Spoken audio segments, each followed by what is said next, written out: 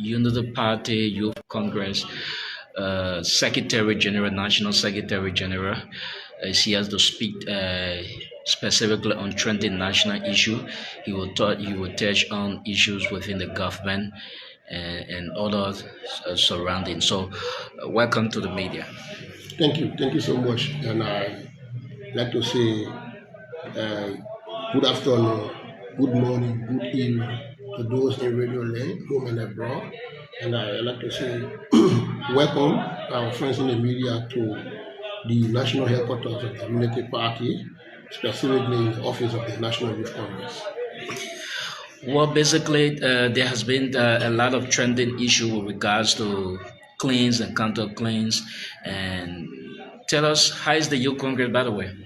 So we call you here today at about this time in today's press briefing to give the official position surrounding trending national issues. And the position is the official position of the National Youth Congress of the Unity Party. And I have had the backings of my colleagues. This was a thoughtful decision communicated to colleagues and approved by our colleagues and the head of the National Youth Congress. And today we are seated here in our capacity in representation of the young people of the Unity Party to speak to these critical national issues. Now I'm going to begin with the surrounding thievery at the Ministry of Finance, linking Deputy Minister for Administration, Minister Bill McGill Jones.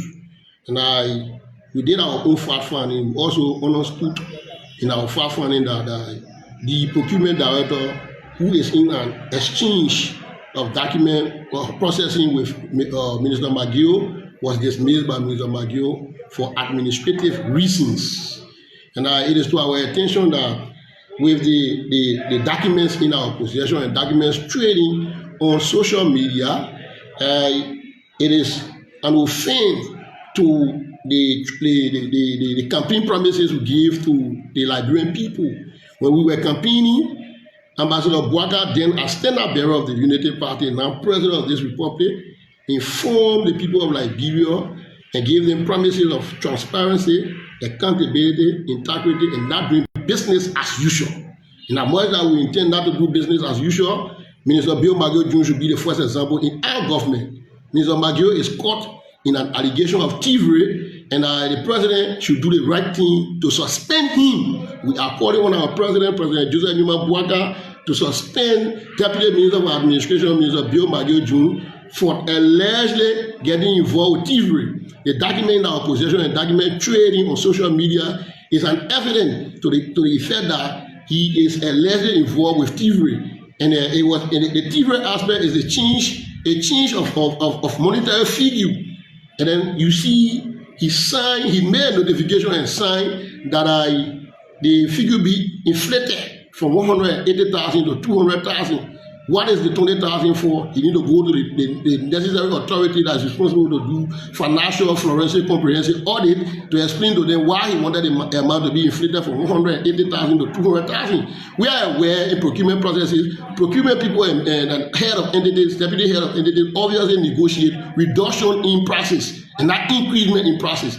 So for the fact that Minister McGill is caught in the web, Minister Bill McGill Jones is caught in the web of alleged thievery, we are, as youth leader to the governing party, to suspend Minister Bill McGill Jones, submit him to the relevant authority for all should begin with Minister Bill McGill Jones. As a Congress, it is our official position that Minister McGill Jones be suspended by the President. We are calling on His Excellency Ambassador Joseph Numa Bouaka and to suspend with immediate effect Minister Bill McGill Jones. Okay, go ahead. And then we stay on some training national issues. Since we took over as governing party, there have been many other issues with cattle laws as a Congress. We thought not to have spoken to it initially. We thought to have given a chance, but it has reached a stage where we need not to give it any longer chance. So we're speaking to them today as one.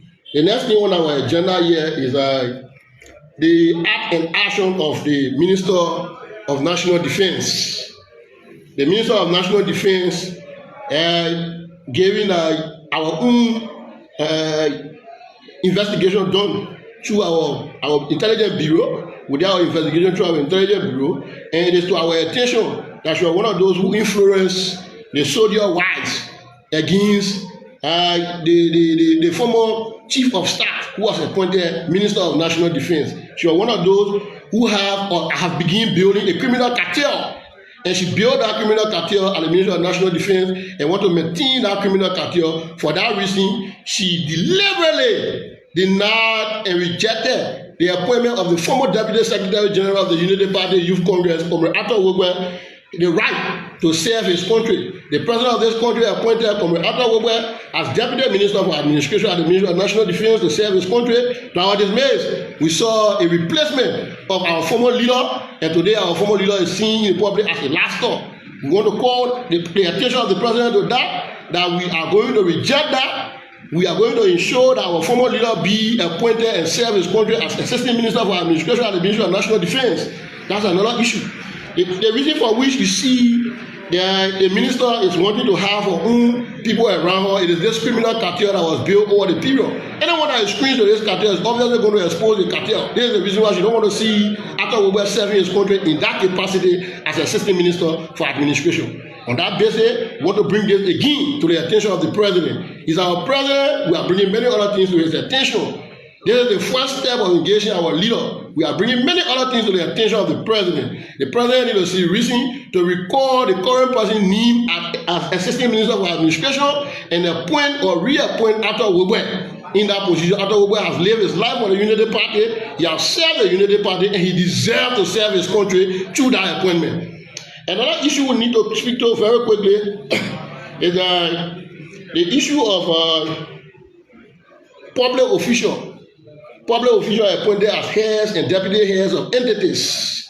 It has been brought to our attention on many occasions by some of our colleagues and other party leaders of the gross disrespect rather than by people who are appointed to this position by the president. We would like to inform them that people who are struggle icons, people who struggle for the last 8 years with the Unity Party. At the time, people did not believe Ambassador Boaga could be seated today as president of this country. In 2016, there were many other young people who lived their life for the struggle. And today, those young people are being neglected.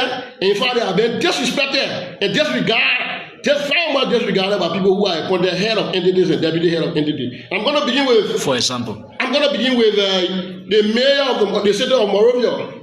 The mayor of the city of Monrovia who have no struggle history of this struggle. Today he's a proud beneficiary of this struggle, but he's one of the ones who is involved with hard disrespect and disregard to partisans and leaders of the party. It was interesting to know that up to current, the president has given him an authority through a letter for one of our strong partisans of the Unity Party. You may know Queen Johnson. You know Queen Johnson live her life for the Unity Party. Today, John Safar has denied that young lady the opportunity to go into that place in the name of whatever reasons best known to himself. His level of arrogance has grown, but we do not believe them. We believe people who brought them, they take this plus zero job at the expense of the ordinary people who were in the trenches. Today, the ordinary people are no longer seen as important to them.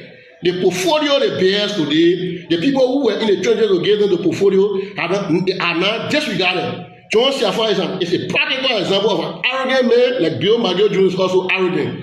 But we don't blame Magio June, we blame Senator Mwe. Magio June did not know how we voted, how we campaigned, but he saw himself at the expense of our struggle at the Ministry of Finance as Deputy Minister of Administration. So today he does not regard anybody. In fact, I've listened to recordings because I was in a conversation. I told people that I placed a call on Magio June. He arrogantly spoke to me. People said, yeah, that's the thing. He said, no one can move him from the place. So he knows his reliance, he knows his bargain for which he's saying no one can remove him as deputy minister. But the pressure begins now. We call on the president to suspend him and go through the investigation. If he's found guilty of the investigation, we will call on the president to dismiss him. We need to begin with him as business as usual. And back to Safar. This Safar June, this man who filibuster around here to be the city mayor is doing. I'm not so particular about his job he's doing. He was appointed to do his job. That's his job. I'm not particular about that. I am particular as a youth leader of the Unity Party. I'm so particular about the well-being of the young people of this party, the well-being of partisans of the Unity Party. Mind you, the Moravia State Corporation is a place where we can exhaust some of our policy. The arrogance of John Safar have grown over the period that he does not want to listen to anybody. This is the caveat sent to John Safar. We are sending a specific caveat to John Safar. An attempt to get those complaints on him. An attempt to get those complaints on him. Liberia will not be a safe place for both of us. The state of Moravia will not be a safe place for him in the Youth Congress of the Unity Party. To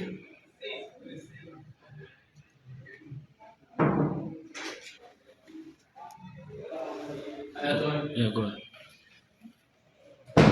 And as we close, finally, we would like to acknowledge the efforts and gains made so far of our president, His Excellency Ambassador Joseph Nima Bouaka.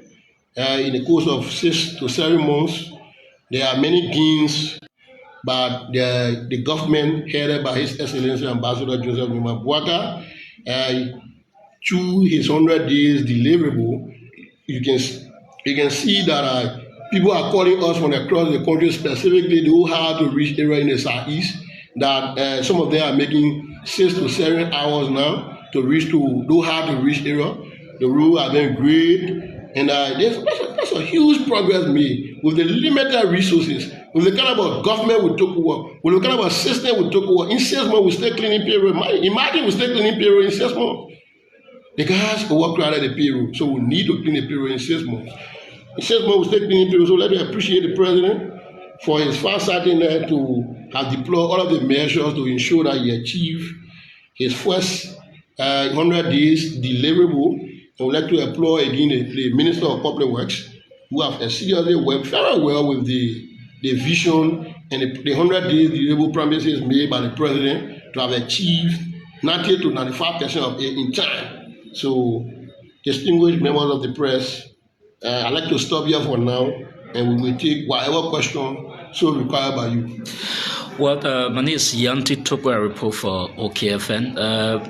Quickly, what are you at the early stage, especially that the government has not gone 1 year, but you've started raising claims against some of the folks who are working in government, for example, the city mayor of Monrovia, and then also the deputy minister for administration at the Ministry of Finance, and then you also pointed accusing finger at the minister of national defense at the moment, that one of your colleagues who was since nominated by the president have yet to take seat at the level of the Ministry of National Defense. What are you raising these early claims? You know, I said to you from the onset that these issues, these concerns, these questions have been coming to us as leaders of the party. We actually thought to have managed them, and it was to reach out to individuals that fingers have been pointed to. If you see us as leaders coming to this level on the media, calling on the president to the attention of these public officials, it speaks to the fact that we've reached out to them and we've made sufficient effort to reaching out to them and to no avail. The arrogance of these public officials have grown over the period, and reaching out to them has not become like, I don't know, should I say A-steps, reaching out to them. In fact, if I will pick a call, look, I'm not answerable to the United Party people. You're not the one that gave me job, like Joseph Bouaka gave me job and call a phone off. That's being arrogant. It's a disrespect, cross disregard to the leadership. You have yourself in America eating chicken. We are here struggling. Today you get a ghost to speak to us, telling us we're not the one that gave you. Do you know how you got to that place? Have we not been in a church struggling? Were you to get to that place, call yourself city mayor today? That's a cross disregard to us who struggle. Seem to this fellow called Bill McGill Jones. Seem to this fellow called Bill McGill Jones. The arrogant level have grown over the period. Do you know how many complaints have come from the Ministry of Finance? What kind of people work at the Ministry of Finance? How many United Party people work there? He sat there as a demagogue and do whatever nonsense he intend to do, and he call himself a public official. He's brave. Just regarding was saying no one can remove him from the position. But there is a challenge for Bill McGill Jones. McGill Jones, and we will. This trending issue that has come in the public with regards to the yellow machine, quite recently there was a pronouncement made by the Minister of State with all portfolio, and it has become a talking issue all around Monrovia with regards to people think that the government is proceeding in the wrong direction. And just yesterday, the Minister of Information had to clarify that the government has not entered into any agreement, final agreement. They have not reached any full agreement with regards to that. What can you say with regards to this, that this is taking another picture in the public? How do you view some of the concern before we take leave of you? So from the beginning of this press briefing, I told you that every other position I'm giving here is the official position of the National Youth Congress of the Unity Party.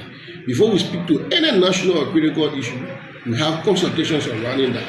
The government has spokesperson. The spokesperson of the government has spoken to that already. If that is not satisfactory, you reach to the spokesperson of the office of the president. They're also going to speak to that. But until we can have consultation around that as a Congress to come up with a definite official position, we would like to leave it as it is right now and take what the information minister said to you. Well, thank you so much for talking to us. Well, he's the National Secretary General of the National Youth Congress of the Unity Party. He has been speaking to a host of issues, especially with regards to the Ministry of Finance, the Deputy Minister for Administration, Bill McGill-Jones, and then he also spoke on the unfolding at the Ministry of National Defense, and then also raising claims against the city mayor of Monrovia. So thank you so much for following this. My name is Yanti Tokwa. Have a God bless good day. Bye bye.